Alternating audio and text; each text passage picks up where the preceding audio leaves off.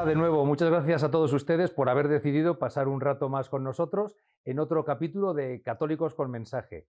La historia de hoy parece que siempre digo lo mismo, ¿no? Que va a ser una historia bonita, conmovedora, jugosa, que vamos a sacar mucha información, que nos va a gustar, pero la verdad es que es así. Hoy tenemos a Maite Gutiérrez. Hola Maite. Buenas tardes. Bienvenida y mil gracias por haber sacado un hueco en tu vida para venir a atendernos y a grabar esto. Gracias a vosotros por haberme invitado. Y ahora verán por qué digo gracias por haber encontrado un hueco en tu vida, porque vamos, es el capítulo de hoy, yo diría, ese ejemplo de ¿es importante la familia? ¿Es importante? No, más todavía.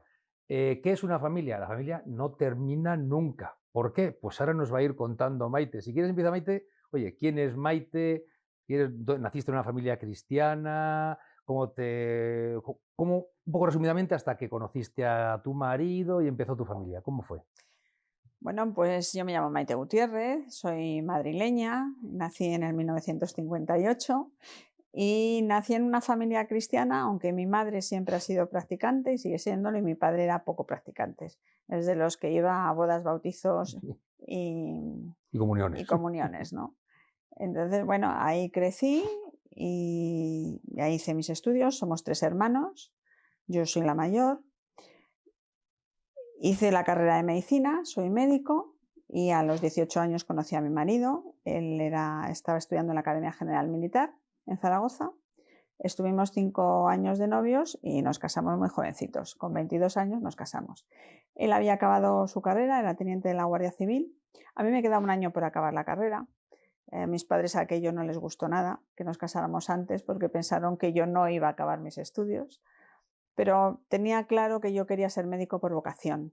Yo quería desde muy pequeña ayudar a los demás. Eran años muy difíciles en España porque estaba ETA y mi marido el primer año fue destinado al País Vasco. Entonces, bueno, acabamos la carrera pues viéndonos los fines de semana, sobre todo, y ya al año de habernos casado nos fuimos a vivir a San Javier, a Murcia, y yo ya iba muy embarazada de mi primera hija. Disculpa que te interrumpa, ya soy muy interrumpidor, si existe la palabra. ¿En el País Vasco dónde la destinaron? En Vitoria. Ah, en Vitoria. Es que yo soy de Bilbao. Digo, a ver dónde. Muy bien. En Vitoria. Años muy difíciles. Sí, aquellos. Sí, lo fueron. El 80 y el 81 los 80 fueron años muy muy duros, difíciles, muy duros. Sí. Y bueno, ya en Murcia nos asentamos, allí en San Javier vivimos 6 años y allí empezaron a llegar nuestros hijos. Entonces, ya eras médico. Ya era médico, ya me fui siendo médico y ahí empecé a trabajar en una consulta atendiendo pues, a adultos y a niños. Y luego toda mi carrera profesional pues, se ha dedicado fundamentalmente a la infancia.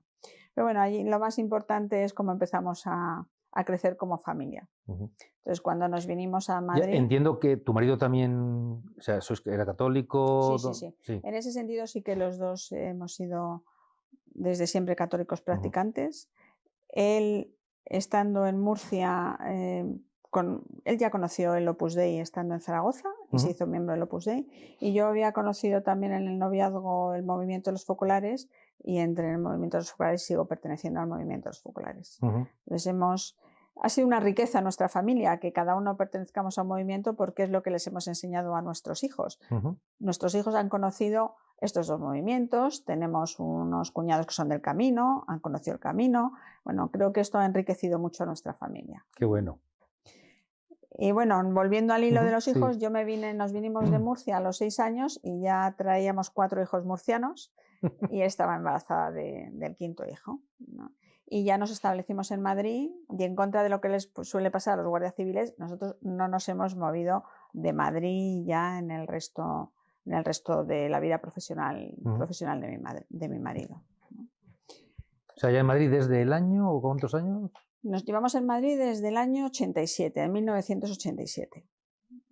Somos ya madrileños y todo el resto de mis hijos pues son madrileños, ¿no? Entonces hay sus piques entre los murcianos y los madrileños. Porque, ¿dónde nació tu marido? Mi marido era de Salamanca, pero su familia también vivía en Madrid y todo lo hemos vivido en Madrid, vamos, para todo. Entonces, bueno, pues mis hijos siguen llegando y nuestra familia va creciendo, y entonces llega un momento en el que aparece la idea de poder adoptar. Nosotros nos habíamos planteado de novios el tema de la adopción Lo que ocurre es que preguntamos y nos dijeron que no se podía adoptar hasta que no tuvieras más de 30 años. Con lo cual, cuando empezamos a tener nuestros hijos, se nos olvidó el tema de la adopción. Pero bueno, a raíz de la guerra de Bosnia, ahí se nos volvió a remover el tema de la adopción y de poder traer algún niño y demás. Preguntamos, entonces no era ese tema para nosotros porque se traían autobuses que venían a Madrid con niños para pasar temporadas, y en una conversación con unos amigos salió el tema de que si queríamos adoptar, ¿por qué no lo hacíamos en serio, ¿no? Y bueno, pues nada, nos dirigimos a la Comunidad de Madrid. ¿Ves cómo os interrumpo mucho? Nada, no pasa nada. ¿Cuántos hijos teníais ya? A ver, ¿cuántos niños habían nacido ya cuando vuelve a aparecer la idea de adoptar? Pues teníamos 7 hijos. Entonces nosotros preguntamos en la Comunidad de Madrid y a la primera reunión informativa que fuimos yo iba embarazada del 8º y muy embarazada del 8º. Con lo cual era una situación un poquito violenta porque ahí había muchos matrimonios o muchas parejas que no tenían hijos y que no Claro, podían es que, tener a ver, hijos. gesto que os honra, pero cualquiera que tenga, ya no digo 7 y viene el 8º, 2, 3, 4, a ver, voy a ser cristalino, tiempo libre no existe, no existe, no. Entonces, ¿por qué se os ocurre? Bueno, tenemos 7, viene el 8º, pues vendrá el 9º, no obstante, vamos a adoptar. ¿Por qué? Pues porque puedes seguir No, dando cariño a otra criatura. cualquiera diría, así que no hay tiempo ni para pensar en que puedes adoptar, porque para arriba, para abajo.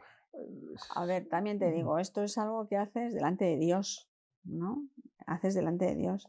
Entonces, bueno, que ahora podemos seguir con la historia de la primera adopción, pero la primera vez que nos trajimos a Reyes a casa, que es la primera niña que adoptamos, es que, como dice mi marido, decía mi marido, el Evangelio se te deshacía en citas entre las manos, ¿no? Estás sintiendo que es lo que Dios quiere, ¿no? Y la palabra del soy yo, no temáis, esa resonaba muy fuerte, ¿no?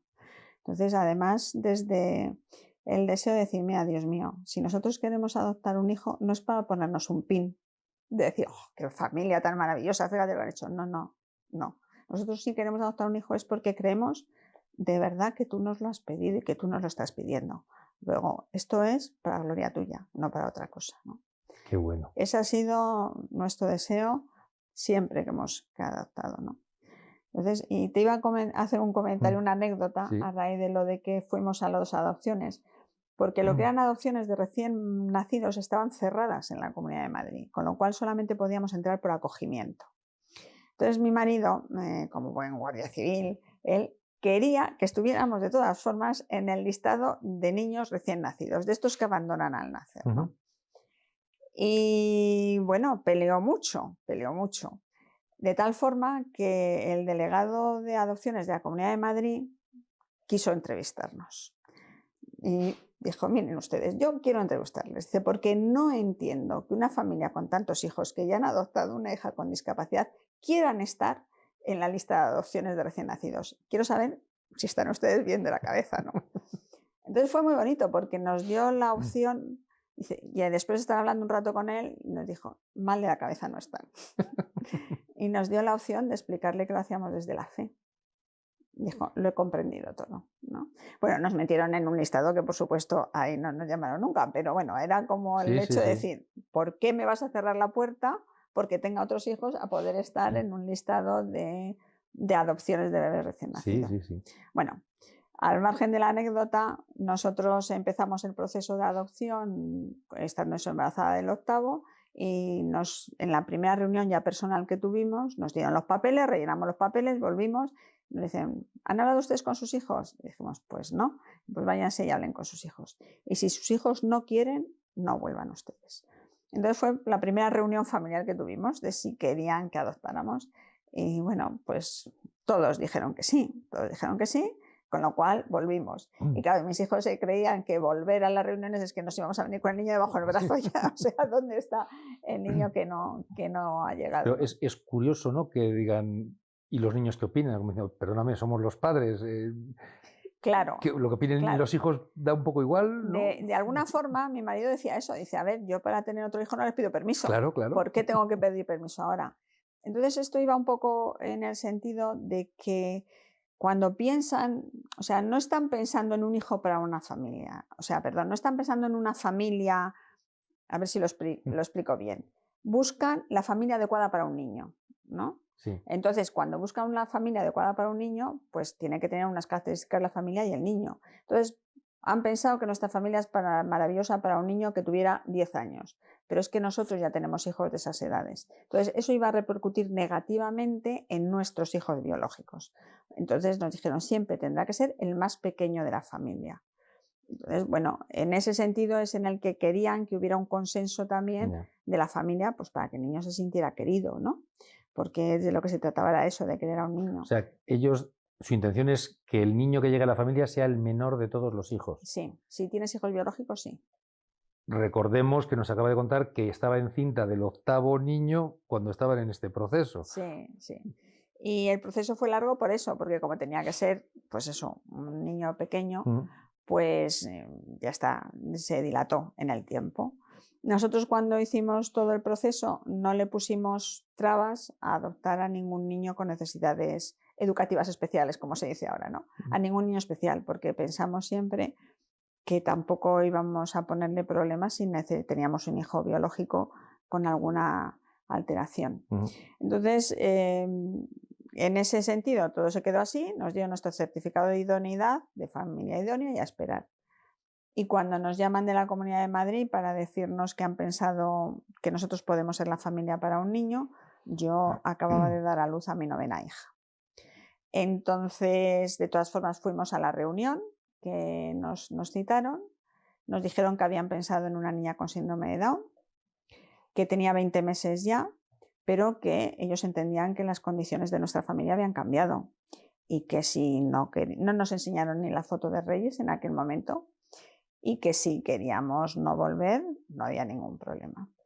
Nos fuimos a casa a darle una vuelta y como el señor es grande, ¿no? Yo recuerdo a mi hija la mayor diciéndome, ¿y seríais capaces ahora de decir que no? ¿No? Fue un reto, ¿no? Y mi hijo, el tercero, vamos, o sea, ¿dónde está? Traernos la casa. Sé que nos acostamos aquella noche y yo estaba dando de mamar a mi hija Almudena y de repente pues llega el Espíritu Santo y te coloca la distribución de los niños en las habitaciones, ¿no? Y mi marido se iba de viaje y en el desayuno habíamos coincidido en la distribución de los niños en las habitaciones, con lo cual estaba claro que Reyes se venía a casa. Los primeros meses la traíamos los fines de semana, sobre todo porque mi hija Almudena era muy pequeñita, pero ya a partir de julio ya nos la quedamos, ¿no? O sea, llegó con 2 añitos más o menos ya a casa. Vino con 20 meses, pero en Reyes con 20 meses se arrastraba. O sea, ni gateaba, ni hablaba, tenía muchos comportamientos autistas y era una niña que impresionaba. A ver, nosotros hemos visto, perdón que me emociono, ¿no? Hemos visto llorar a gente como Torres, de grandes y de duros, coroneles de la Guardia Civil, de ver a mi hija Reyes en sus primeros meses con nosotros, ¿no? Pues ni reía ni lloraba. Entonces, no te podías comunicar con ella, ¿no? El primer día que la oímos llorar, acudimos todos muertos de la alegría, aunque se había dado un golpe, ¿no? Pero bueno, en nuestra casa, como decía mi marido, hubo estimulación atroz y la niña, pues... Sobreestimulación. Pues bueno, realmente es un regalo tenerla hoy, ¿no? Tiene bastantes dificultades, pero es una niña autónoma, bueno, es una señorita, ya tiene 30 años, ¿no? Autónoma en sus necesidades y que se comunica muy bien con nosotros y bueno, que estamos muy felices con ella. Y después de haber adoptado a Reyes, pues nació nuestra 10ª hija biológica, que sería la 11 en el escalafón, ¿no? Y después de que naciera María, pues a los 2 años volvimos a tomar la decisión de adoptar. Sois 11 niños ya en casa, creo haber sumado, igual he perdido la cuenta. 11 en casa ya, sí. Pero ya cuando fuimos a adoptar a Marcos ya teníamos hijos adolescentes. Entonces esto ya es arena de otro costal. Y mi hija la mayor es religiosa y ya se había ido al convento. Nuestra hija la mayor se fue con 18 años con las Clarisas de Lerma Qué bien. Y bueno, fue un momento, el primer día cuando ella nos dijo que se iba al convento, ya un convento de clausura, todo te chirría en aquel momento porque nosotros no habíamos visitado nunca un convento, o sea, era la primera noticia que teníamos, ¿no? Y mi primera sensación, ay Dios mío, mi hija la pequeña no va a conocer a su hermana, pensando que nunca la íbamos a poder ir a ver y demás, ¿no? Pero bueno, fue también el Señor te lo pone delante y decirle, mira Señor, si tú me la pides, yo te la doy. Entonces, la mayor estaba ya en el convento, teníamos todos nuestros hijos, pero ya teníamos hijos muy mayores, muy adolescentes. Y la segunda nos lo puso un poco difícil, ¿no? Ya no entendía la necesidad de que tuviéramos que adoptar otro hijo más. Como que ya éramos bastante en casa. Ella además tuvo que hacer un proceso de aceptar que su hermana se había ido al convento y que ella se quedaba de mayor de la familia. Y bueno, pues tuvo que tomar la decisión porque ella sabía que si ella no decía que sí, no íbamos a adoptar al niño. Porque cuando estás en este trámite de adopción hay una visita familiar, o sea, una visita a la familia de las personas de la Comunidad de Madrid que lo llevan, ¿no? Entonces, en esa visita, pues tienen que valorar cómo está el percal, si todos estamos, qué ambiente se le va a dar, cómo está la casa, todas esas cosas, ¿no? Y bueno, en aquella visita no hubo ningún problema y acaban diciendo, bueno, si es que esta familia piensan todos igual. Entonces, nada, y así llegó Marcos a casa.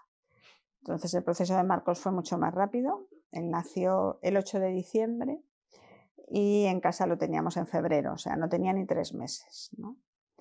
Tanto Reyes como Marcos pues, fueron abandonados al nacer en el hospital por haber nacido con síndrome de Down. Y siempre les he agradecido muchísimo desde el corazón a estas madres bueno, que los habían tenido, ¿no? Probablemente la madre de Reyes no sabía que traía un hijo con síndrome de Down, la de Marcos sí, pero habían llegado hasta el final de su embarazo y nos han permitido disfrutar de ellos y seguirles dando cariño y cuidarlos, ¿no? Entonces estamos, de verdad que sí que muy agradecidos. Te voy a hacer una pregunta porque hay una cosa que me llama mucho la atención, pero antes, igual, no sé, nuestros espectadores, yo, por asegurarme, vamos por el niño número 12. Sí, con Marcos, vale. sí, No sí. acaba aquí la historia. Hago spoiler a nuestros televidentes. Reyes y Marcos son adoptados, son niños con síndrome de Down que habían sido, no encuentro la palabra, Sí, sí, repudiados, abandonados es en el decir, hospital. es legal en España, yo tengo un hijo y al tenerlo digo, no me gusta, no lo quiero. Y automáticamente me lo retiran y yo, tal cual lo estoy contando. Sí, sí. A ver, yo creo que esto hay que verlo positivamente. Es horrible que una mujer aborte, horrible que una mujer aborte. Siempre desde bueno, yo he dado charlas en defensa de la vida y he estado con adolescentes embarazadas, con chicas embarazadas, convencerlas de que tengan a sus hijos, pero que si ellas no los pueden criar, que los den en adopción. O sea, porque siempre habrá una familia que los pueda cuidar, ¿no? Eso es muy doloroso, dar un hijo en adopción, pero es mucho menos doloroso que pensar que has matado a tu hijo. Luego, la adopción de un bebé recién nacido que los padres, las madres, por las circunstancias que sean, no los pueden cuidar, es una buena solución. Visto así, sí, me has cerrado la boca, pero claro, no sé, claro, el dibujo que yo me había hecho es el siguiente, no es que, sin duda, ante la opción de abortar, vamos, cualquier cosa antes que eso, pero el dibujo que yo me había hecho es, sí puedo criar un hijo, de hecho lo hemos engendrado, queremos tenerlo, pero uy, al nacer resulta que tiene síndrome de Down, ya no lo quiero, voy a hacer otro. Es lo que me suena como diciendo, pero ¿cómo? Pobres padres, sí, sí, sí, pobres padres que hayan hecho eso, porque les va a quedar para toda la vida. Claro, porque siempre pensarás, ¿dónde estará ahora mi hijo? Efectivamente, digo yo que lo pensarán, ¿eh? Digo yo que lo pensarán. Pues sí, me da mucha penita, pero es lo que te digo, ellos pueden pensar que su hijo lo está cuidando una familia y lo está cuidando. La otra forma creo que tiene que ser mucho más horroroso. Cualquier noticia que te enteras de una persona que ha abortado me parece muy doloroso. Pero cuando me entero de que alguien ha abortado porque su hijo venía con malformaciones o síndrome de Down, me parte en dos, ¿no? Bueno, es que es una vida que merece ser querida igual que todas, ¿no? Entonces, o sea, que es verdad que cuando se dice en el hospital o se sabe que este niño va a ser dado en adopción, ya se tienen bastantes cuidados de que la madre no vea al niño, si ha tenido un embarazo sin controlar, que esto es muy raro hoy, que no sepa si es niño o niña, o sea, para intentar que el vínculo afectivo sea el menor posible. Sea el menor posible. Creo que puedes, después de incluso de 24 horas, decir que quieres a tu hijo, ¿eh? O sea, que esto no es inmediato, el decir te lo retiro y ya está. Pero bueno, se hace con toda la delicadeza para hacer el menor daño posible a la madre biológica. Se intenta hacer así. Entonces, ¿con cuántos meses llegó Marcos? Marcos tenía 3 meses cuando llegó a casa. Entonces, el trámite de adopción se empezó antes de que naciese, incluso. A la vez, o sea, es que fue muy rápido, porque nos conocían ya. Entonces, como ya nos conocían en la Comunidad de Madrid y los papeles ya estaban hechos, o sea, que fue una cosa ya bastante... está la familia de locos que adopta niños. Exactamente, eso... No sé, y ya cuando, bueno, a pesar de todo, todavía tomamos la decisión de que podíamos dar cariño a un tercer hijo. Pero sí que es verdad que en la reunión primera que fuimos nos dijeron que desde luego un hijo con discapacidad ya no nos iban a dar, que consideraban que ya teníamos el cupo cubierto. Por ordenar los temas. Cuando hice un tercer hijo adoptado. Es decir, íbamos por Marcos, era el 13º, no, el 12º, y dicen... No sé cómo era la distribución de los cuartos que habían hecho en su momento, pero que parece que cabía un 13º. Pues sí, cupo el 13, cupo Guillermo. Y yo me recuerdo que Guillermo entraba también por acogimiento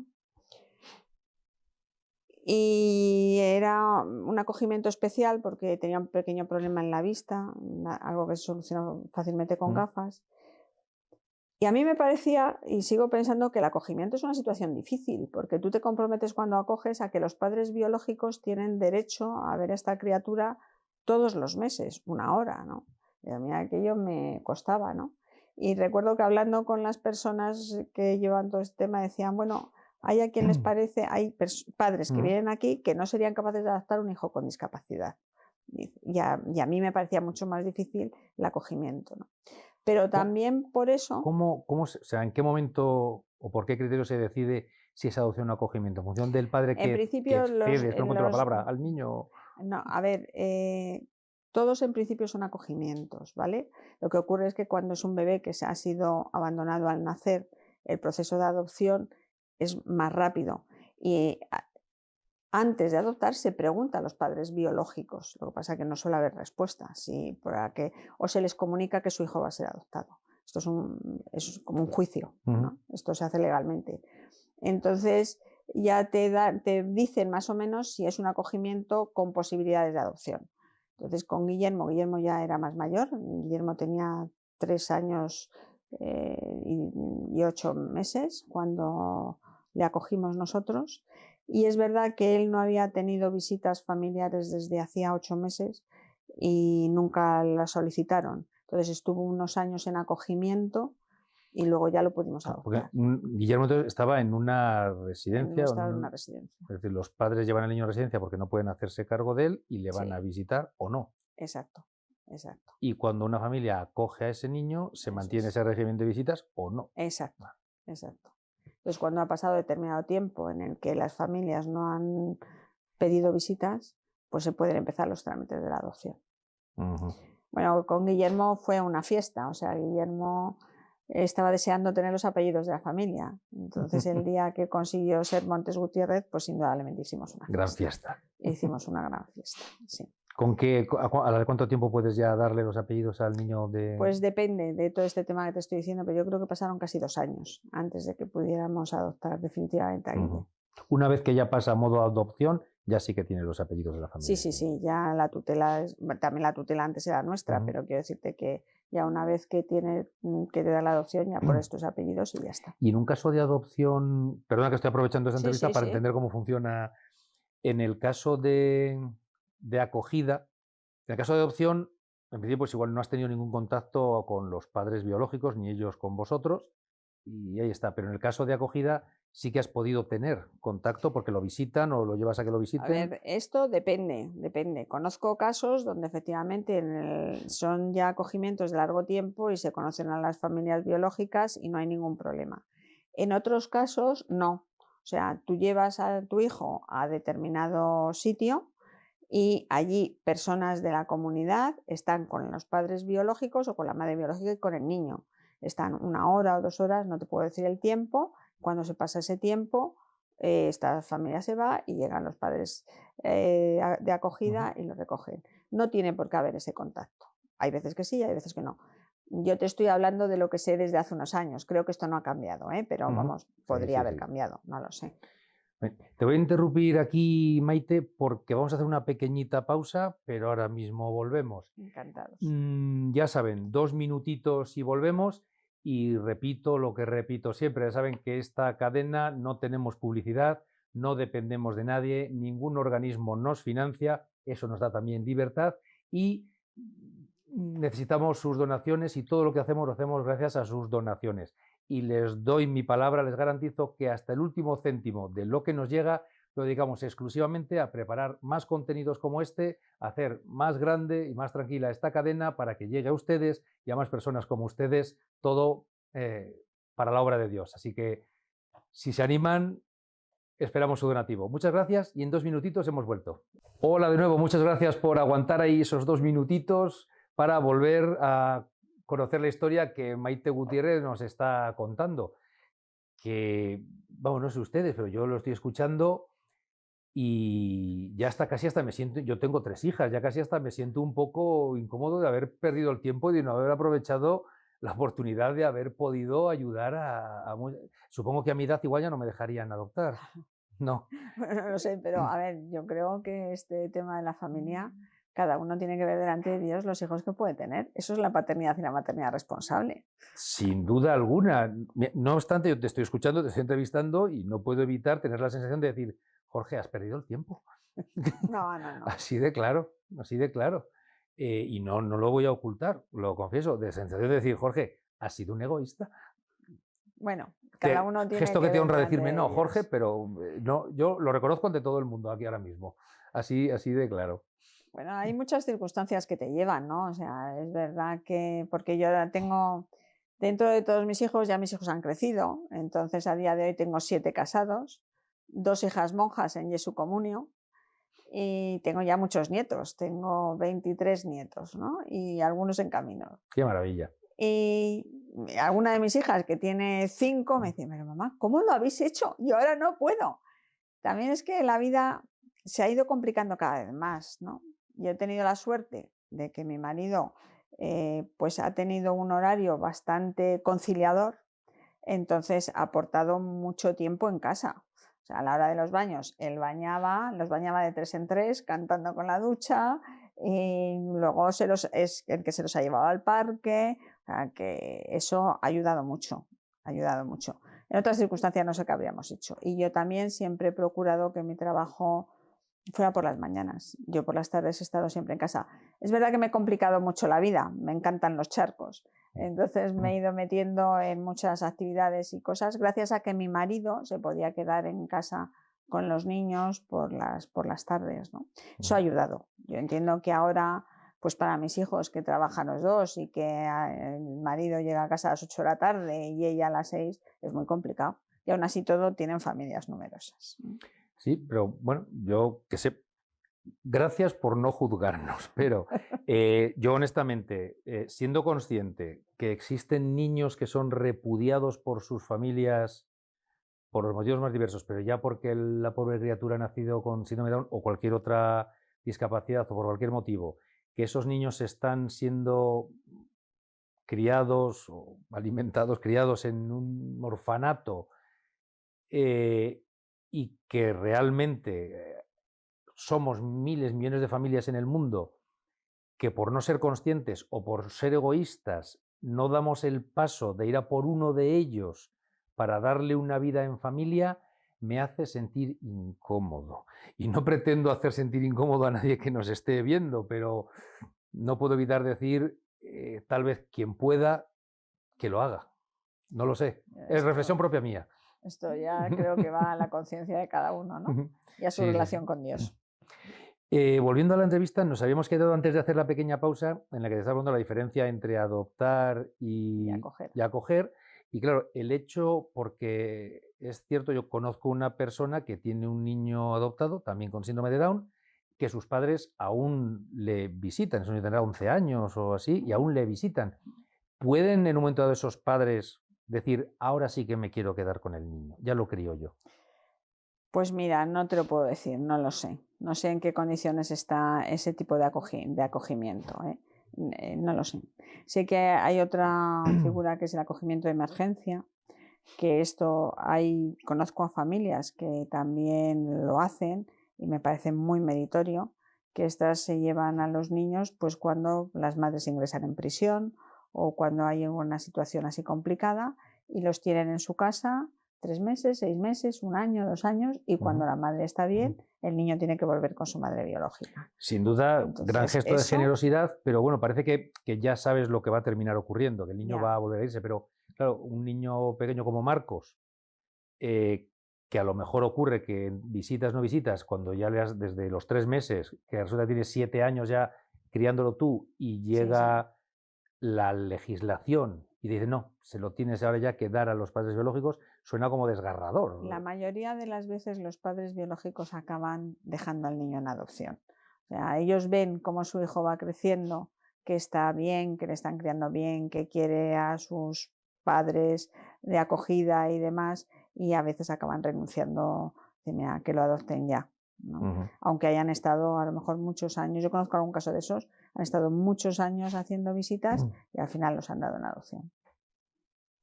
Pero siguen teniendo contacto con el Luego niño, ya no, ya ya no. no. O vamos, en general no. A lo mejor sí, quedan el día del cumpleaños del niño. Esto estoy hablando por hablar, porque lo desconozco. De los 13 hijos que tienes, ¿cuántos son chicos, cuántos son chicas?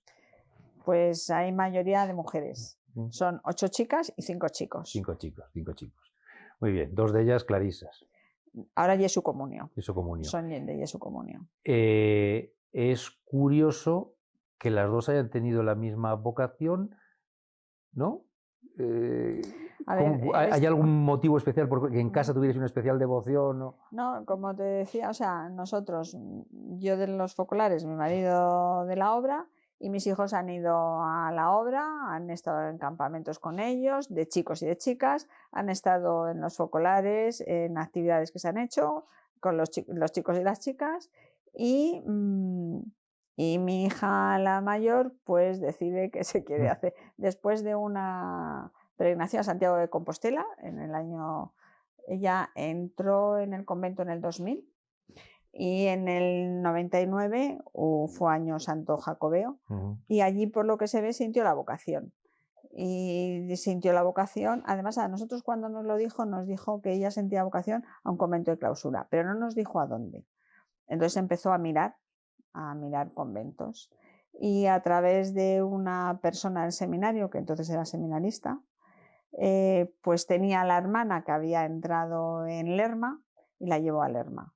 A ver, Lerma y la Aguilera, pues es que da un testimonio de Dios que, ¿cómo no? O sea, claro, mi hija llegó allí, vio aquello y se quedó, su corazón ya se quedó allí, ¿no? Cuando mi hija entró eran 50 monjas y claro, era vida en abundancia. O sea, ¿qué te dan las monjas? Te dan Dios, Dios en estado puro. Entonces, era de una fuerza y de una potencia que, vamos, se fueron multiplicando, vamos, como las arenas del mar, ¿no? Y a los pocos años es cuando la madre Verónica, que entonces ya era la madre superiora, pues sintió la llamada de que tenía que crear Jesu Comunio, ¿no? ¿Y qué pasa? Que nosotros desde que mi hija la mayor entró hemos ido todos los meses a verla, todos los meses. Hemos montado un numerito de circo todos los meses en el locutorio, discutiendo y, bueno, en fin, niños pequeños corriendo, claro, ella era la mayor y tenía 18 años, pues te puedes imaginar. Y mi hija, en aquel momento, el locutorio tenía reja, la pobre no sabía qué hacer, ¿no? Dónde meterse. Entonces, en ese ambiente han crecido todos mis hijos. Y no es raro que si alguna de ellas ha sentido la vocación, haya sentido ahí, porque estaba viendo la vida que había. Entonces, la siguiente que entró hace, creo que 18 años, perdonadme porque esa cifra lo he puesto ahí, pero no recuerdo muy bien, entró en el 18, si no recuerdo mal, y ella estaba haciendo un curso de inglés en Londres cuando me llamó. Oye, que es que mamá, yo lo que tengo claro es que quiero hacerme monja. Había estado en Roma, fue el año que iba a ser la JMJ aquí en Madrid, Sí. y nos habíamos traído la cruz de Roma aquí. Y ella había estado en Roma cogiendo la cruz. Dice que al sentir esa cruz, ella ya sintió que algo el Señor estaba pidiendo, ¿no? Y bueno, pues ¿dónde iba a entrar? Donde había visto que estaba la vida. Sí. Y así, y así, y así. Una vez me dijeron, dice, es que Jorge, si tú te vas una temporada a vivir a un convento o un monasterio, no vuelves. O sea, me lo creo, me lo creo. Cierto, cierto. Bueno, volvemos a la familia, ya eres una familia de 13 o 12 si tu hija mayor ya había ingresado en el convento. Los otros ya son mayores, pero siguen estando en casa, y que no deja de haber mucha gente en casa, mucha gente en casa. Y durante ese tiempo, además, por lo que he visto que nos has contado de ti, además, como sobra el tiempo, pues haces muchas actividades, ¿no? Charlas, preparas temas, te llaman de muchos sitios para hablar de muchas cosas.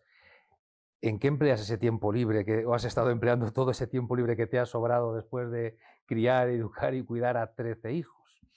A ver, creo que no le he agradecido suficientemente a mi marido todo lo que ha hecho por nosotros y por mí especialmente. Así, Que hablamos, que meto creo que igual la los espectadores cuña. saben, que tu marido falleció. Exactamente. Mi marido en el 2020, en agosto del 2020, falleció como consecuencia de un accidente de bicicleta, no fue por el COVID. ¿Nos ha cambiado la vida? Pues muchas cosas.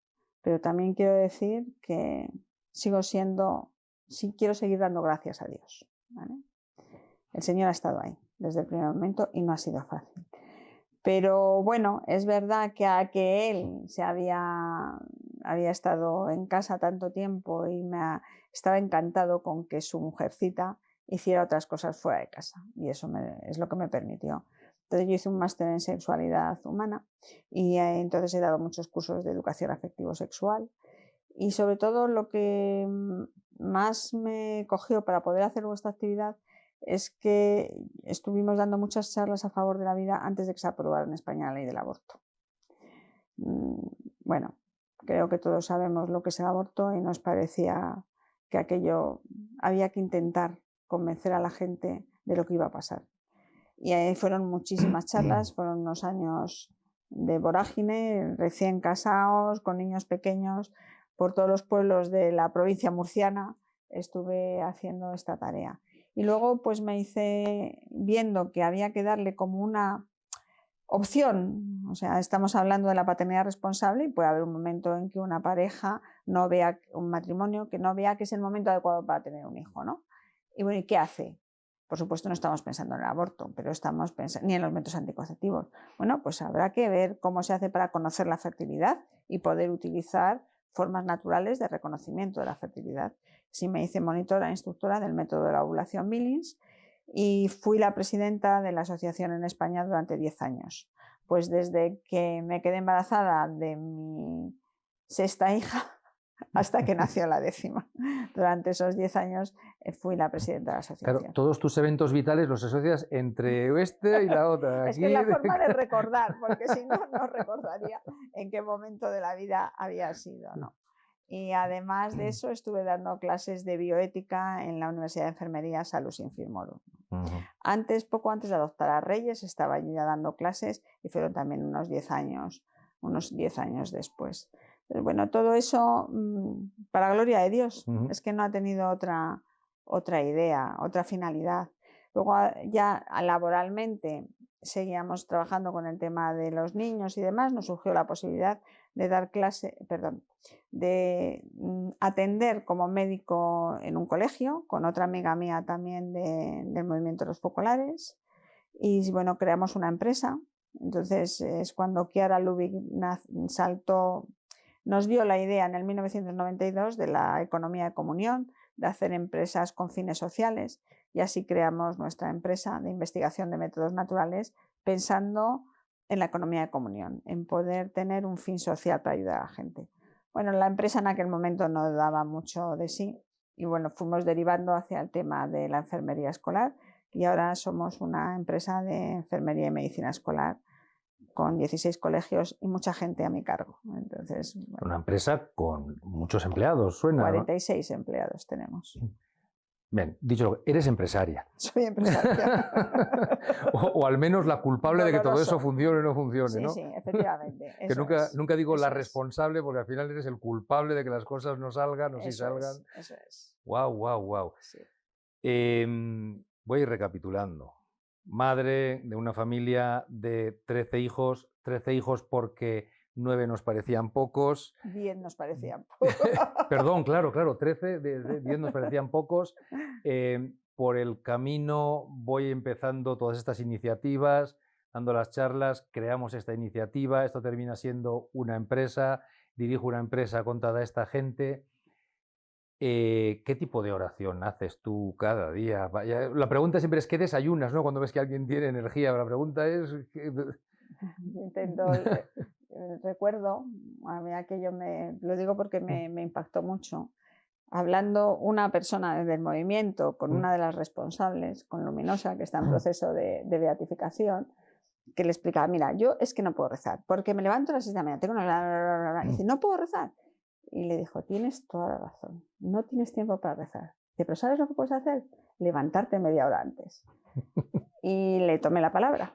Entonces yo siempre me he levantado media hora antes para poder hacer ese ratito de meditación y ese ratito de oración. Claro, porque, bueno, hombre, en mi familia, yo y mi mujer son tres hijas, y es verdad, pues que bueno, no suelo tener problema para, me voy a hacer la visita o voy a misa entre semana, no todos los días puedes, pero sí tengo hueco para rezar o para hacer cosas, pero claro, estaba imaginando antes la escena que has contado de tu marido bañando de 3 en 3, pero de 3 en 3 son varios baños seguidos, quiero decir que es Pero tremendo. es que los hijos crecen, gracias a Dios, ¿no? Y ayudan. Efectivamente, en mi casa había un panel de tareas en el frigorífico. Qué bueno, qué Entonces, grandes. sí, lo de las tareas aquí, y, claro, y venían las discusiones por quién quita la mesa o deja de quitar la mesa, quién barre, quién frega, en fin, todas esas cosas. Qué bueno. Hemos funcionado a toque de corneta. Y ya, si quieres, por ir, no queda mucho tiempo de entrevista, una lástima, por ir cerrando un poquillo el tema, y hoy en día Reyes y Marcos, que son los, que me perdone, Guillermo es Guillermo, el tercer adoptado, tal, pero me voy a centrar en estos 2 niños con síndrome de Down. ¿Qué es de ellos hoy en día? ¿Qué hacen? Bueno, pues como te decía, a raíz del 20 que falleció mi marido, lleva a ser 5 años, la vida nos ha cambiado mucho. Cuando él falleció eran 6 en casa, 2 de ellos ya se han casado, realmente están en casa Almudena, que es enfermera, Reyes y Marcos, bueno, y Guillermo en una situación un poco difícil, ¿no? Reyes y Marcos, Reyes tiene 30 años, Marcos 23, van los dos a centro ocupacional y ahora mismo son mi regalo y mi compañía, ¿no? De hecho, yo lo que tengo que hacer ahora es dedicarme a ellos. Entonces somos el trío perfecto, vamos a todas partes juntos. Entonces tienen sus actividades, gracias a Dios, bueno, ellos van al taller desde las 8:30 que les recoge la ruta hasta las 5, y luego pues un día hay ballet, otro día hay teatro, otro día hay fútbol, otro día hay ocio, y estoy a su disposición. O sea, van a su trabajo, al taller, y después hacer fútbol, ballet y teatro. Sí, sí. Y ocio los sábados y los domingos por la tarde. Ah, cuando dices ocio no es descansamos todos en el sofá, es una actividad concreta que se llama ocio. Ah, bueno, claro. Entonces, bueno, pues ha cambiado la perspectiva de la vida, ¿no? O sea, cuando eres joven y adoptas, hay toda la alegría de por medio de dar el cariño a estos niños. O sea, es de verdad una decisión familiar y así mis hijos lo sienten, que Reyes y Marcos forman parte de la familia, de todos ellos también, a la hora ahora de llevárselos un fin de semana y demás, ¿no? Pero la realidad de hoy es que yo estoy con Reyes y Marcos. Esta es mi realidad hoy. Y te pones a pensar y dices, qué grande eres, Señor. O sea, si no fuera por ellos, yo ahora mismo, viuda, estaría sola. Y me has dado a Reyes y a Marcos para que sean mi compañía. Mi trabajo, por supuesto. Mi entrega, sí. Pero también mi compañía. Pues sigo agradeciéndole a Dios este regalo. Una vez leí, una abuela contaba, tenía un nieto con síndrome de Down y dijo una frase que se me quedó grabada en la cabeza y la repito muchísimo, es cuando mis nietos me abrazan es una maravilla, pero cuando me abraza él, dice, me abraza el alma, ¿no? Hay algo extraño, indescriptible, que los médicos no podéis explicar biológicamente, ¿verdad? Que cuando tu hijo con Down te abraza es distinto, no tienen filtros Ya, y no se tienen nota en filtros. cada gesto, ¿verdad? Para lo bueno y para lo malo, en el enfado y en la Sí, risa. Y sí. es algo increíble. Tengo que quitar el mito de que todos los niños con síndrome de Down son muy cariñosos, porque Reyes es un cardo borriquero, pobrecita mía, ¿no? Entonces, esto es así. Pero sí que es verdad que tenemos momentos muy bonitos juntos, los tres, muy bonitos. ¿Me vas a decir que no te ha dado un abrazo, Reyes? Sí, bueno, los da de esa manera, ¿eh? O sea, le dices que te da un beso y lo que hace es que me da un lametazo. O sea, pero es de cariño. Entonces, el lametazo es de cariño. Pero, Marcos sí es cariñoso. sí, Marcos sí, es más cariñoso, sí. Marcos es que fue el osito de peluche. O sea, llegó en ese momento de que como ya eran todos adolescentes mayores y él se dejaba chuchar, pues fue demasiado mimado. Y eso lo pagamos Claro, me ahora. ha parecido entenderte que dijiste cuando contaste que llegó Reyes que tenía autismo. Sí, tenía mucho comportamiento autista. Claro, porque cómo será difícil diagnosticar en una persona con síndrome de Down que estás esperando una evolución más tardía de las cosas, detectar un autismo. A ver, Reyes tiene algunos síntomas autistas hoy, ¿no? En muchas cosas reacciona como niños con autismo. En aquel momento es que no conectaba con el medio y se balanceaba. O sea, era eso, no conectar con el medio es muy propio del autismo. No venía ni tiene diagnóstico de autismo. Yo creo que además esto ha evolucionado mucho más en estos años. Bueno, pues gracias a la estimulación ha salido de su autismo. Verdad que tiene sus cositas, porque las tiene, pero ha salido. ¿Y cómo ha sido de fácil o difícil el crecer de estos niños? En la familia bien, no tengo ninguna duda, pero está la sociedad, ¿cómo integra? ¿Cómo... Pues mira, con Marcos no ha habido ningún problema. Marcos en el colegio fenomenal, Reyes en el colegio fenomenal. Los problemas de Reyes fueron cuando salió del colegio y entró en el centro ocupacional. Ahí sí que tuvimos problemas porque lamentablemente, siendo una persona con discapacidad intelectual, en muchos centros ocupacionales para personas con discapacidad intelectual la rechazaron por su mala conducta. A ver, perdona, estamos hablando de que tú eres el especialista en discapacidad intelectual. ¿Esto de qué va? Fue muy doloroso. Gracias a Dios, después de varios meses de entrar y salir en centros y además de situaciones muy, muy dolorosas, hubo el director de un centro donde está ahora que nos dijo, ¿cómo no vamos a tener nosotros sitio para Reyes? Ellos saben lo que sufrieron con Reyes. O sea, ¿cuál es el tema? Que si Reyes hay algo que no entiende, ella no lo verbaliza, tiene muy poco lenguaje, ¿no? Entonces, ¿cómo lo verbaliza? Pues dándote un golpe contra esa puerta. Entonces, o entiendes que lo que te está diciendo es yo no estoy a gusto aquí, o si no, claro, la hemos liado, porque tú lo que interpretas es que quieres romper la puerta. No, no quiere romper la puerta, está diciéndote otra cosa, ¿no? Entonces, nos costó mucho, pero bueno, ahora mismo es feliz, es feliz. Por lo que te he entendido, entonces, gracias a Dios, hay varios centros ocupacionales. Hay muchos centros ocupacionales, muchos. Recorrimos muchos, mi marido y yo. Porque colegios no hay tantos. Colegios hay menos de educación especial por... Ni de integración, aunque se presuma en el gobierno de que no es cierto, lo sé, no es cierto. Entonces, colegios hay pocos de integración o de educación especial. Por eso me ha sorprendido oír que centros ocupacionales sí. Centros ocupacionales sí hay, sí hay. No te voy a decir si hay las suficientes plazas públicas porque creo que no, pero a verlos, haylos, ¿vale? Y hay algunos muy buenos, hay algunos muy buenos. Entonces, y colegios, pues es que yo estoy totalmente en contra, perdón, pero estoy en contra de la integración, porque me parece que lo que los niños necesitan es educación especializada para ellos. A Reyes y a Marcos les han dado esa educación especial para ellos. Pero es que hay una normativa, ya no sé si es europea o internacional, más lejos, que la educación especial tiene que desaparecer, que tiene que ser solo integración. Entonces, gracias en la Comunidad de Madrid, gracias a la presidenta de la Comunidad de Madrid, se mantiene la educación especial, pero no sabemos por cuánto tiempo.